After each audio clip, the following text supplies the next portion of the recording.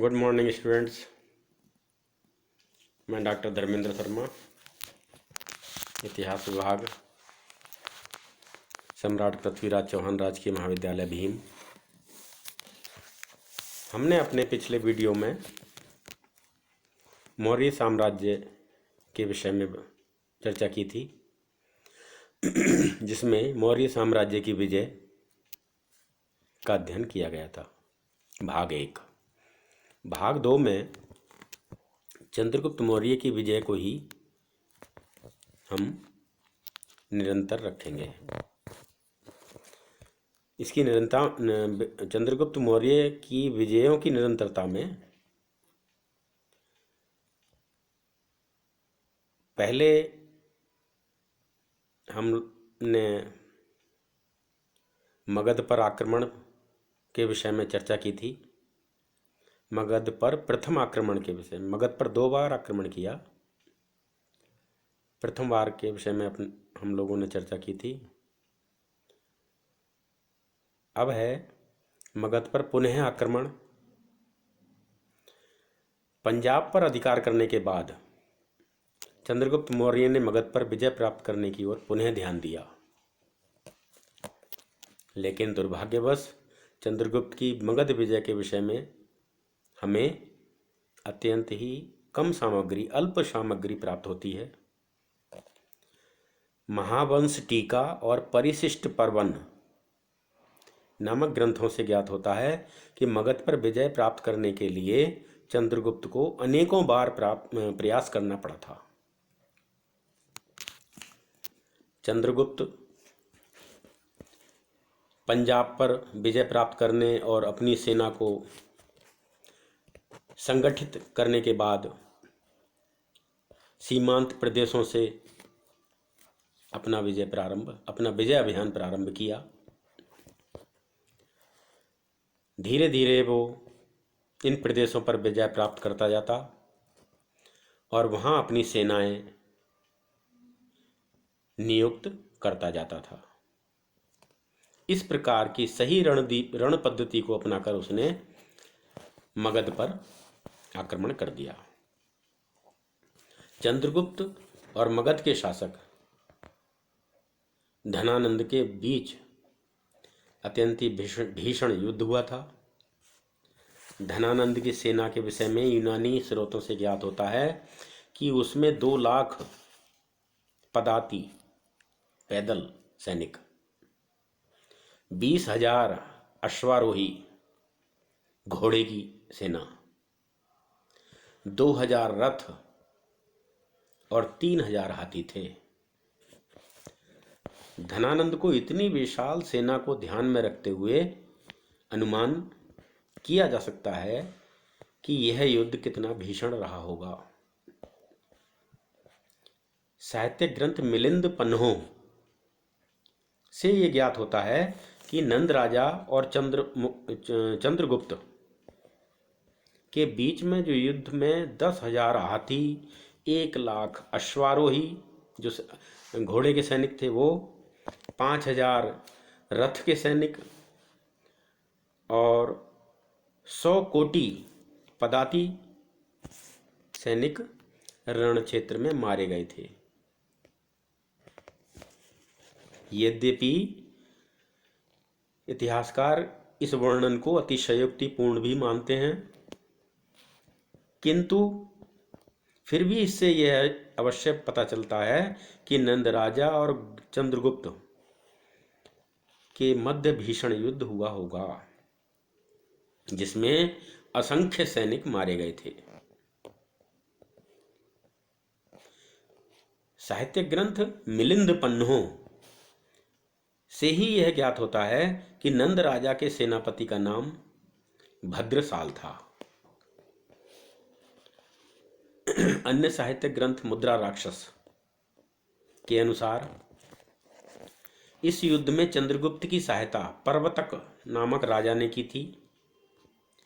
चाणक्य ने मगध का आधा साम्राज्य पर्वतक को देने का वचन देकर उसकी सहायता युद्ध में ली थी। भीषण युद्ध के बाद चंद्रगुप्त धनानंद को परास्त करने में सफल हुआ और चाणक्य ने नंदवंश का चिन्ह तक समाप्त कर दिया। उसके पश्चात प्रवर्तक की भी एक विषकन्या की सहायता से हत्या करवा दी गई। अन्य साहित्य ग्रंथ महावंश टीका, इसमें भी इसी प्रकार का वर्णन मिलता है। उसमें भी नंद राजा की हत्या किए जाने का उल्लेख है, किंतु परिशिष्ट पर्वन के अनुसार नंद राजा की हत्या नहीं की गई थी। जिस प्रकार कोई बच्चा थाली के किनारे के शीतल भाग से ग्रास लेने के स्थान पर बीच के गर्म भाग में अंगुली डालकर जल जाता है, उसी प्रकार चाणक्य की भी पराजय हुई, क्योंकि उसने शत्रु के सुदृढ़ क्षेत्र पर आक्रमण करने से पहले निकटवर्ती प्रदेशों पर अपना अधिकार सुदृढ़ नहीं किया था। इस बात से उपदेश लेकर चाणक्य हिमवत कूट गया और वहां के राजा प्रवर्तक से उसने मित्रता की। इस अभियान के प्रारंभ में ही चाणक्य और चंद्रगुप्त की पराजय हुई, क्योंकि वे एक नगर को विजय प्राप्त करने में असफल रहे। लेकिन चाणक्य की कूटनीति से नगर के रक्षकों को चकमा देकर नगर पर विजय प्राप्त कर ली। इसके बाद उन्होंने मगध राज्य को तहस नहस कर दिया, बर्बाद कर दिया पूरा, जिसके धन, सेना की शक्ति और क्षमता सब में बहुत ही कमी हो गई थी। लेकिन नंद राजा मारा नहीं गया था। चाणक्य ने उसे उसकी 2 पत्नियों तथा एक पुत्री के साथ एक रथ के जितना सामान आए लेकर पाटलिपुत्र से चले जाने की अनुमति दे दी थी। चाणक्य ने अपने अर्थशास्त्र में पराजित शत्रु राजा के साथ सहानुभूतिपूर्ण एवं शिष्ट व्यवहार करने का निर्देश दिया है। अतः इस आधार पर परिशिष्ट पर्वन के कथन को सत्य स्वीकार किया जा सकता है। इसी प्रकार नंदवंश के उन्मूलन से नंदवंश की समाप्ति से मगध एक ऐसे राजवंश के आधिपत्य से मुक्त हो गया जिसने अपनी महान सेवाओं के पश्चात भी जनता का वास्तविक हित करने और उत्तर पश्चिम से विदेशी आक्रमणों को रोकने के विषय में कोई बुद्धिमत्ता प्रदर्शित नहीं की, कोई कार्य नहीं किया। आते रहे, उत्तर पश्चिम सीमा से विदेशी आक्रमणकारी आते रहे। चंद्रगुप्त ने जनहित और यवनों की विपत्ति से देश की रक्षा करके अपने और अपने वंश के अस्तित्व की उपयोगिता प्रमाणित सिद्ध की थी। ये हो गया मगध पर पुनः आक्रमण। अब नेक्स्ट पॉइंट है सेल्यूकस से युद्ध। नंदवंश के समाप्ति और स्वयं को मगध के सम्राट के रूप में स्थापित करने के बाद चंद्रगुप्त एक विशाल साम्राज्य का शासक बन गया। विशाल नंद साम्राज्य के अतिरिक्त भारत के जिन प्रदेशों पर सिकंदर ने विजय प्राप्त की थी, वे भी चाणक्य की कूटनीति और चंद्रगुप्त की सैनिक क्षमता के कारण उसके साम्राज्य के अंग बन गए। इसी प्रकार उसका साम्राज्य हिमालय से लेकर दक्षिणापथ तथा बंगाल की खाड़ी से यमुना नदी तक फैल गया था, विस्तृत हो गया था। जिस समय चंद्रगुप्त मौर्य अपने इस विशाल साम्राज्य को सुदृढ़ और सुसंगठित करने में व्यस्त था, उसी समय सिकंदर का सेनापति सेल्यूकस, वो भी अपने एशियाई यूनानी साम्राज्य को मजबूत बनाने के लिए प्रयासरत कर रहा था। सिकंदर की मृत्यु के बाद लगभग 9 वर्षों तक उसके 2 सेनापतियों सेल्यूकस और एंटीगोनस में उसके साम्राज्य के विभाजन के प्रश्न पर संघर्ष हुआ। प्रारंभ में एंटीगोनस को सफलता मिली, किंतु 311 ईसा पूर्व में सेल्यूकस ने बेबीलोन जीत लिया और धीरे धीरे सेल्यूकस ने एंटीगोनस को परास्त कर मिस्र, इजिप्ट की शरण में जाने के लिए मजबूर कर दिया और 306 ईसा पूर्व में अपना राज्याभिषेक किया और निकेटर की उपाधि धारण की। सेल्यूकस सिकंदर के समान ही महत्वाकांक्षी, घोर पराक्रमी और वीर था। अपनी राज्य में स्थिति को सुदृढ़ करने के बाद उसने सिकंदर द्वारा भारत में जो जीते गए प्रदेश थे, जो सिकंदर की मृत्यु के बाद स्वतंत्र हो गए थे, उनको पुनः अपने अधीन करने का प्रयास किया। इसी उद्देश्य से उसने सेल्यूकस ने पहले बैक्ट्रिया पर आक्रमण किया, जिसमें उसे सफलता प्राप्त हुई। इस सफलता से उत्साहित होकर उसने भारत पर आक्रमण किया, किंतु भारत में अब वो राजनीतिक स्थिति नहीं थी जो सिकंदर के आक्रमण के समय थी। अब सिकंदर का सामना असंगठित और आपस में द्वेष रखने वाले प्रजातंत्रों और राजतंत्रों से हुआ था, जिसके कारण उसे सफलता प्राप्त हो गई थी। किंतु सेल्यूकस के आक्रमण के समय तक तो भारत में महत्वपूर्ण राजनीतिक परिवर्तन हो चुका था। भारत अब छोटे छोटे राज्यों में विभक्त नहीं था, अपितु मौर्य साम्राज्य के रूप में राजनीतिक एकता के सूत्र में बंध चुका था।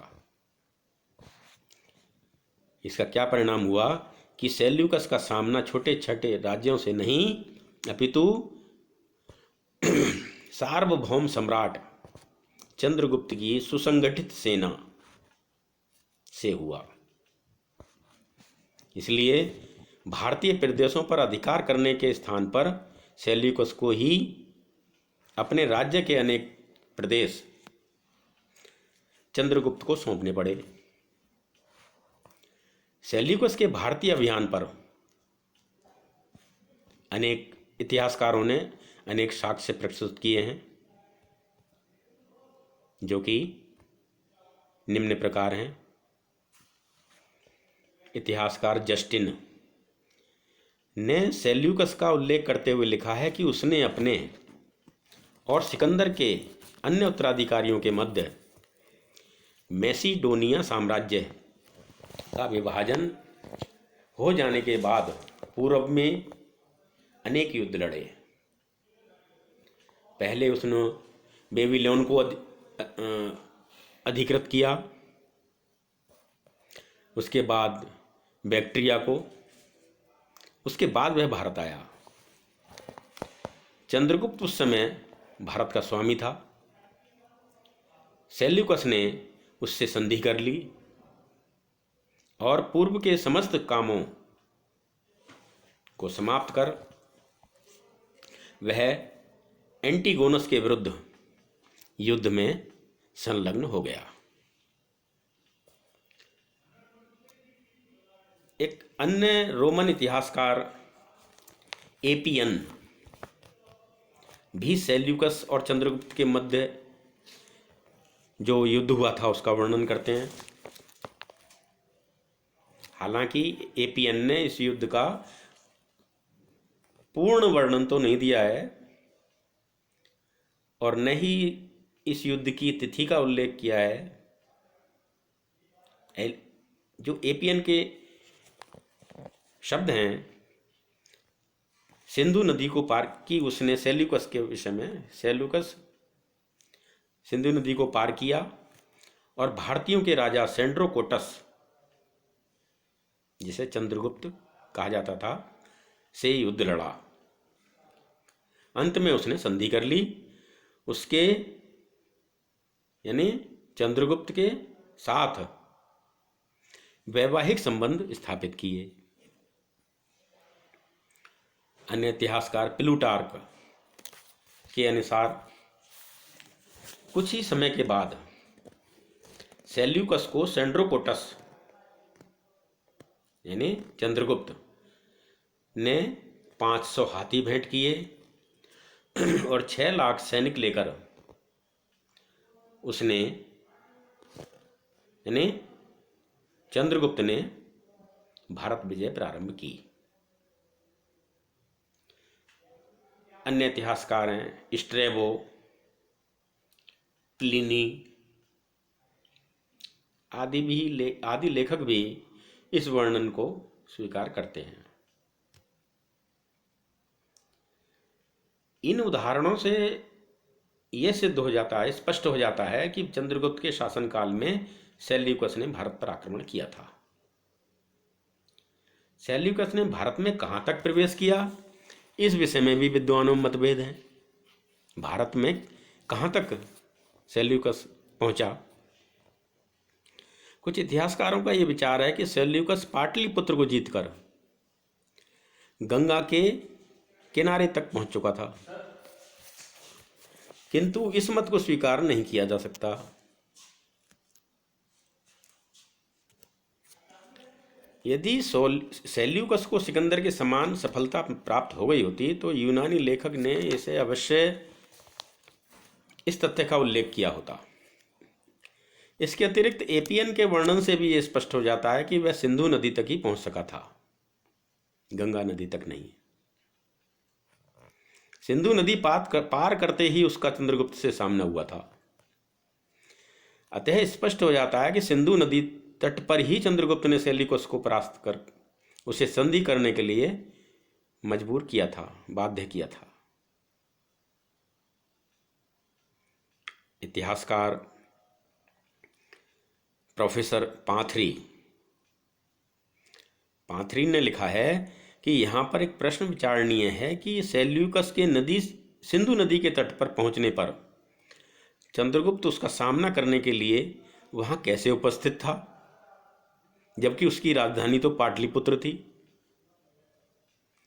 प्रोफेसर पाथरी के विचार से यूडेमस ने जब पोरस की हत्या की थी तो चंद्रगुप्त यूनानियों को निष्कासित करने के लिए मगध से पुनः पंजाब आ गया था। यूनानियों के निष्कासन के बाद भी संभवतया यूनानियों के आगमन का भय बना रहा था, इसलिए उत्तरी पश्चिमी सीमांत को यूनानियों से सुरक्षित रखने और उत्तरी पश्चिम भारतीय सीमा की सुव्यवस्था करने के लिए संभवतया चंद्रगुप्त ने कुछ वर्ष वहां व्यतीत किए थे। ये समय लगभग रहा होगा 316 ईसा पूर्व से 303 ईसा पूर्व तक। यही कारण है कि जब सेल्यूकस ने सिंधु नदी पार की तो चंद्रगुप्त को उसने अपने सम्मुख उपस्थित पाया। संभवतया इसी कारण इतिहासकार एपियन ने चंद्रगुप्त के लिए लिखा है, एंड्रोकोटस भारतीयों का राजा सिंधु नदी के किनारे निवास करता था।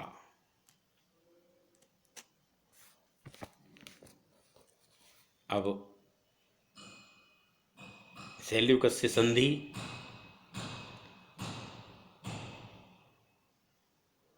संधि के साथ शर्तें और इसका महत्व क्या था। इस संबंध में इतिहासकार स्ट्रैबो के वर्णन से यह ज्ञात होता है कि सेल्यूकस और चंद्रगुप्त के मध्य हुई संधि की निम्नलिखित प्रमुख धाराएं थीं। नंबर 1, सेल्यूकस ने एरियाना प्रदेश का विस्तृत भाग चंद्रगुप्त को दे दिया था। इस प्रकार चंद्रगुप्त को आरिया, परोपनिसदी, आर्कोशिया, जेड्रोसिया आदि प्रदेश प्राप्त हो गए। ये जो तथ्य है इसकी पुष्टि इतिहासकार प्लिनी से भी होती है। आरिया, आधुनिक हेरात, परोपनिषदी अफगानिस्तान के उस पर्वतीय क्षेत्र को कहते थे जो हिंदुकुश पर्वतमाला के समीप है।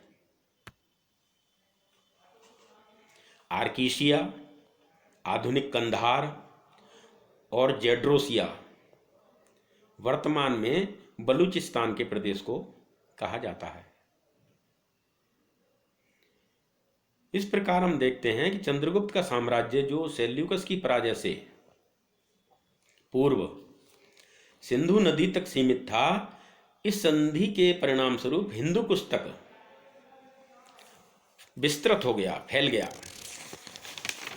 इस संबंध में इतिहासकार डॉक्टर स्मिथ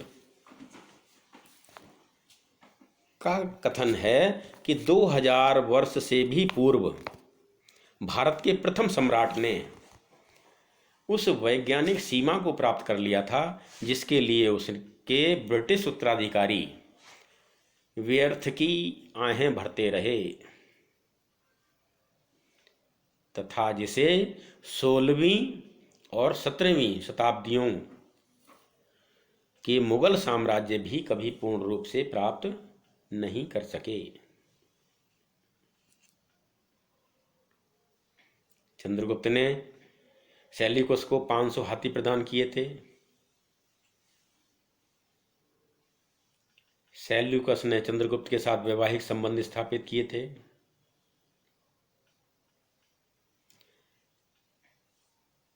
सेल्यूकस और चंद्रगुप्त के जो मध्य वैवाहिक संबंधों से दोनों राजकुलों की मैत्री सुदृढ़ हुई थी। इसकी पुष्टि जो होती है एथेनियस की एक कहानी से होती है।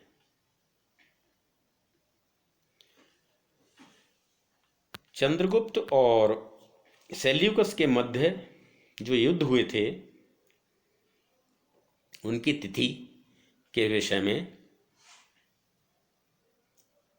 चर्चा करेंगे कि इस संबंध में विभिन्न स्रोतों से ज्ञात होता है कि सेल्यूकस ने एंटीगोनस को 301 ईसा पूर्व में पराजित किया था और उसकी हत्या कर दी थी। इस युद्ध में चंद्रगुप्त से प्राप्त हाथियों ने भी प्रमुख भूमिका अदा की थी। अतः यह स्पष्ट है कि सेल्यूकस और चंद्रगुप्त के मध्य युद्ध 301 ईसा पूर्व से पूर्व ही हुआ होगा और सेल्यूकस का 306 ईसा पूर्व में सिंहासनारोहण हुआ तथा उसने निकेटर की उपाधि धारण की थी। अतः यह युद्ध 306 ईसा पूर्व से और 301 ईसा पूर्व के मध्य हुआ होगा। 306 ईसा पूर्व में राज्याभिषेक के पश्चात सेल्यूकस ने शीघ्र अतिशीघ्र अपने भारत विजय के स्वप्न को साकार करने का प्रयास किया होगा। यदि 1 वर्ष भी उसने भारतीय अभियान की तैयारी में व्यतीत किया हो तो यह युद्ध 305 ईसा पूर्व में हुआ होगा। सभी साक्ष्य और इतिहासकारों के जो वर्णन हैं उनके आधार पर यह निर्णय किया जा सकता है कि सेल्यूकस और चंद्रगुप्त के मध्य जो युद्ध हुआ उसकी तिथि 305 ईसा पूर्व मानना तर्कसंगत होगा। धन्यवाद। अब हम अपने अगले वीडियो में चंद्रगुप्त मौर्य का दक्षिण विजय अभियान पर चर्चा करेंगे। धन्यवाद।